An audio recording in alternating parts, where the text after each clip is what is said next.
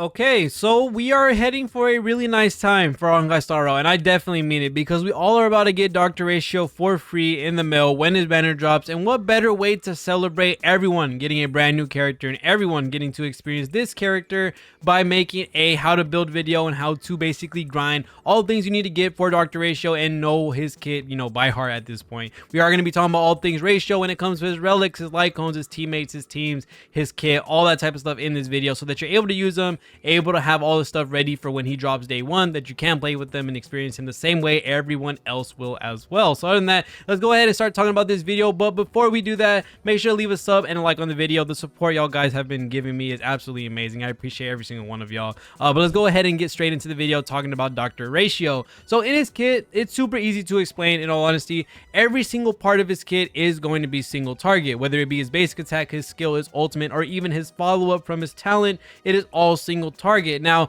that is something to slightly worry about depending on how his damage is when he's actually fully built, based on the trial that he had pretty good numbers. So with a really nice and well built Ratio, I'm hoping that he puts up some numbers that kind of defy the AoE meta that we are in right now, that if you can single target the boss, maybe it makes up for the single targetness of this character. So looking at his skill, you are going to be using it and it will give you a chance to give a follow-up with a base of 40% chance. So you are going to be able to raise this by 20% per debuff you have on the enemy, and this will give you up to 100% chance if you have 3 debuffs on them. Now you also, when you use this ultimate, you will be giving them the debuff of Wise Man's Folly, which is going to allow you to allow any ally on your team to be able to proc Ratio's follow-up attack, and you can do this up to twice and then the debuff gets taken off of them. Overall, that's pretty much it for his kit. There really isn't anything special to his kit that is hard to understand. Just use his skill, you have a chance to use the follow-up attack based on the debuffs, use his ultimate, all your allies can proc Dr. Ratio's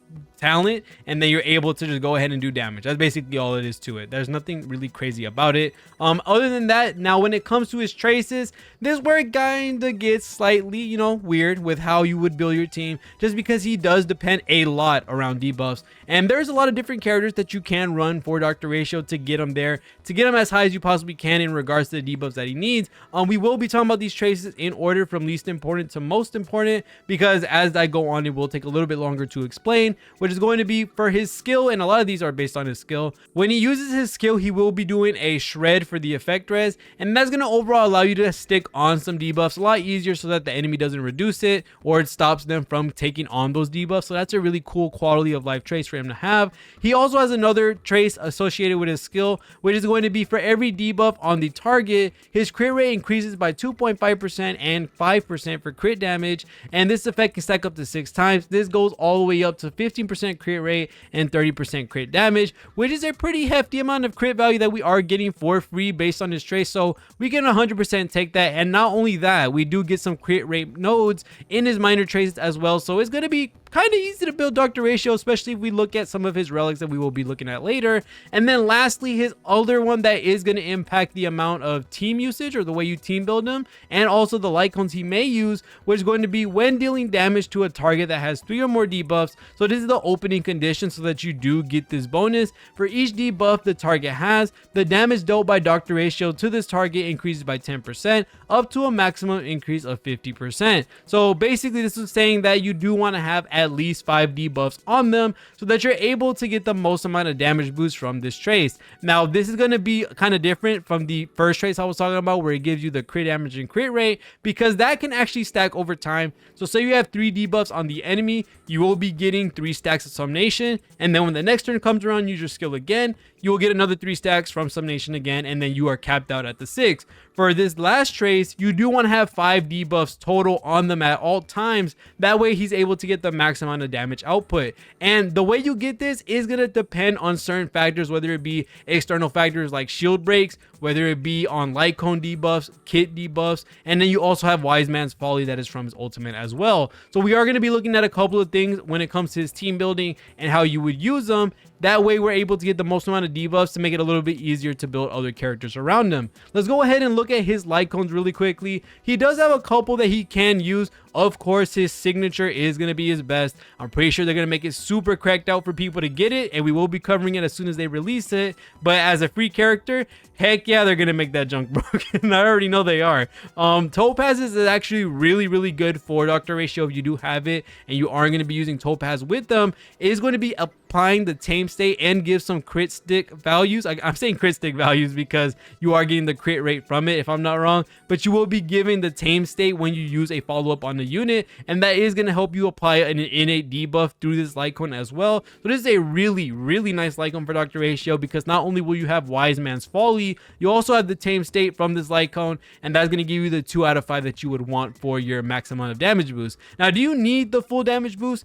Technically no, but it would be nice to have the, highest amount of damage that you can possibly get on Dr. Ratio. And then if you don't use Topaz's or his signature, you can opt in for Swordplay. Swordplay is actually going to be very easy to be able to stack out for Dr. Ratio, just because all of his stuff is single target, and you will be getting not only the skill, the follow-up attack from the skill, so that's 2 already, and then you'll end up getting the ultimate, and then you can use the talent twice again. That's already capping it out at 5. If I'm not wrong, that's the max amount of stacks for Swordplay. So you're going to be very easily able to stack this off and get the most amount of damage boost from this. So this is a very good Lightcone. You can opt in for the Herta Lightcone shop Lightcone, which is the cruising in the stellar sea for the crit value as well. I just don't like conditional Lightcones where it gives you an effect and then it leaves after a certain amount of turns. So that's why I'm not 100% saying go for it, but it can be used. And then lastly, looking at his relics, we are going to be looking at a couple, because there are a couple of different ways you can build them. Just because of the way his kit is worked around,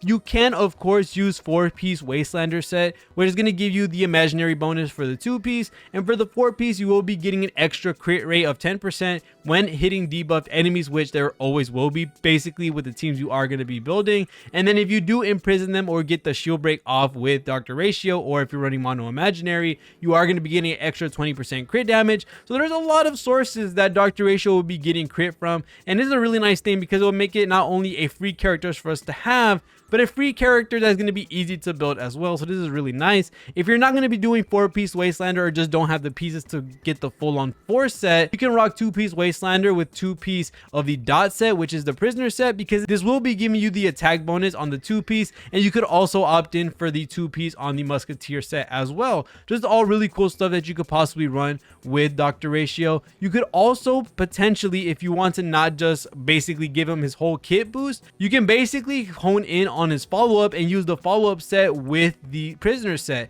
because you will be getting that imaginary bonus, and you will also get damage dealt by follow-up attack bonus. And it's a really nice thing. The one thing I tell everyone, and I hope no one falls for this, no one ends up basically farming the wrong domain, do not get a full 4-piece set of the follow-up set. You will not be able to sack it the way you would want, because Dr. Ratio's chalk only hits 1 time, and the buff resets every time you hit with a follow-up attack. So you'll basically never be able to stack up the follow-up set. So do not use the full-on 4-piece effect for this, okay? Please, that's all I beg. You can use a 2-piece of a lot of different things, whether it be the follow-up set 2-piece, the imaginary 2-piece, the prisoner 2-piece, and also the musketeer 2-piece. There's a lot of different options that you can use. Just do not use that 4-piece relic set for the follow-ups. I beg, just don't do it. Now for the planar ornaments, he does have a couple options as well. I think his very best one will be the Glamos set, because you will be getting an attack bonus, and then you also will be buffing out his entire kit, which is his skill, his ultimate, and his follow-up attack when you have a certain amount of speed, giving you a damage bonus as well. You do want to build Dr. Ratio slightly speedy, whether it be with speed substats or speed boots, because you do want to inflict Wise Man's Folly as much as you can, and giving him the actions that he needs to be able to get energy to be able to proc his ult. You do want to have a couple of speed so that you are able to get those actions in and keep giving that enemy Wise Man's Folly, not only giving you a higher chance to do your follow-up attacks on your skill, but also so that you can get more damage as long as the fight is up. And if you're not going to be using the Glamos set because you just didn't want to grind it out, you also can go for Inner Cell Soto and give you even more crit rate on top of what Dr. Ratio is already giving, and the 4-piece imaginary set is going to be giving. You're going to be getting 8%, and then you also will be doing more damage on your ultimate and also more damage on your follow-up attack. So overall, a big win. And if you don't want to use the Inner Cell Soto set, because for some reason you didn't grind that out either, you can also use Space Ceiling Station because you will be getting the attack bonus. And since we are building a more speedier ratio, we are going to be looking at an extra attack increase when we're up 120 speed on his, speed. So overall, these are some really good and versatile options that he can run. They're really nice that he's going to be very easy to build, and for the fact that he can rock a lot of different sets with a mix of two pieces. I think we might get a relic set in the future, maybe for Dr. Ratio, because it seems like there's not a lot of really good options for him, because right now the imaginary set is good and is potentially his best right now. But the only problem is we can't guarantee that we're always going to get the imprison off, just because we will have other characters that aren't imaginary on our team. So we'll have to wait and see if we get anything new, but it's really nice. When it comes to the main stats where we will be having on everything else, I'm pretty sure we're going to be rocking crit damage chest, speed boots with an imaginary orb, and also an attack rope. I don't know if we're going to be rocking energy regen rope just to keep on throwing the chalks at him or the follow-up attacks, but we'll have to see. Most likely just an attack rope. But to talk about the team that he's possibly going to be on and the characters that are going to have the most impact on him, for the teams, of course, you're going to want to rock a dual DPS setup with Ruan Mei or any other AoE buffer or debuffer, whether it be Asta, Ruan Mei, Pella. These characters are going to do very well with Dr. Ratio, especially characters like Ruan Mei, who their ultimate does count as a debuff when you get the flower on them, and someone like Pella, where you're able to do the defense shred. And also, if you didn't know, you can kind of cheese your way to have a fat ton of debuffs with Pella. You can have a E4 Pella, you can give the ice shred from skill, so you can have that plus the defense shred from her ultimate, plus having resolution shines, which is the light cone that gives defense down, giving ensnarement, I think that's what it was. And that's 3 different debuffs from one character. So that is a really cool thing that you could possibly play around with Pella and Dr. Ratio. It kind of covers the AoE centric meta, I guess you could say, because he is single target. So you will be having the equal amount of chances to be able to hit everyone if they all get hit with all those different things. So that's a really cool thing that you could run with Pella, or having, as I said before, Ruan Mei or Asta can help out Dr. Ratio, because you do want to buff out both DPSs. You kind of don't want to single one of them out, because then the other damage will be lackluster. And then other than rocking dual DPS setup with the regular sustain, you do want to try possibly mono imaginary if you have it.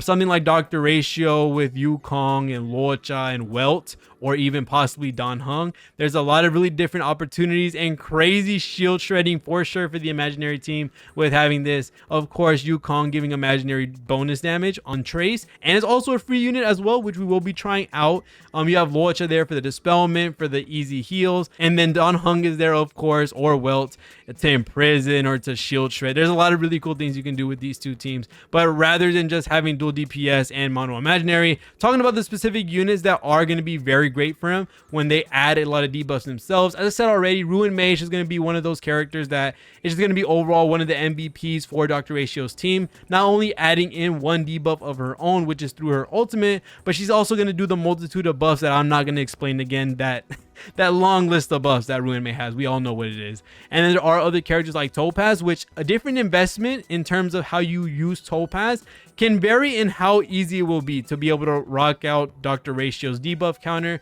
because an E1 S1 Topaz is actually able to give 3 different debuffs that all have varying different buffs and debuffs for the enemy, and you're going to be doing an amazing amount of damage with their follow-up attacks, and proccing Numby as well, with having Dr. Ratio giving directed follow-up attacks, so you can always hit the person with proof of debt. But not only do you have proof of debt from her innate traces, you also have the debtor state from her E1, and also the tame state from her Lightcone. So there's a lot of really easy ways to get debuffs if you have a well invested Topaz. Having her alone though with the proof of debt can prove very much in value. The only problem I have right now with looking at Topaz with Dr. Ratio is because we are looking at an AoE centric meta. I want to see how much damage can these guys pump out to be able to negate the need to worry about the AoE center part, where they can just brute force their way onto one enemy, kill them very quickly, and then go on to the next. That's basically how it's going to go. I can't wait to see how this is going to rock when it comes. Of course, Silverwolf is going to be by far one of the easier characters to get the full amount of debuffs just from the skill and ult alone, giving the defense shred, giving the random bugs, all that type of stuff that you can put on the enemy. Yeah, Silverwolf is going to be one of those great characters for him. The only problem, again, as I said before, the single target centric team that you are going to be having with her and also Dr. Ratio. And if you are going to be rocking a dual DPS that isn't a hybrid Silverwolf, you will be losing that spot for Ruan Mei or another buffer. There's really not a lot of leniency in what you can build if you're going to be rocking Silverwolf as your support or debuffer, and then having another DPS on top of it. Silverwolf is going to be the primary debuffer, which can suck if you are looking to buff out both DPSs with the other buffs that you could be getting for something like Ruan Mei, who I said is going to be the major MVP for his team.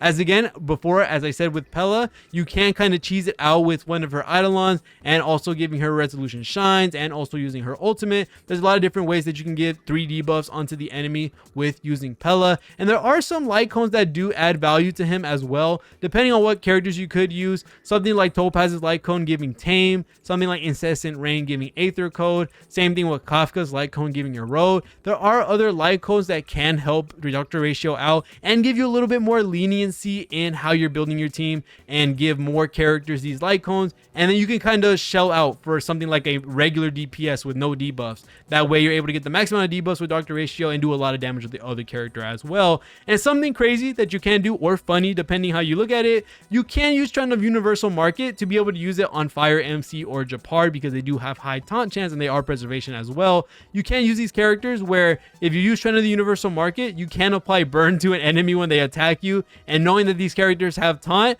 yeah, you can make some stupid stuff. You can make some stupid stuff happen with having the burn on them counting as a debuff. You have that. You have Wise Man's Folly. That's already 2 debuffs on them out of the 3.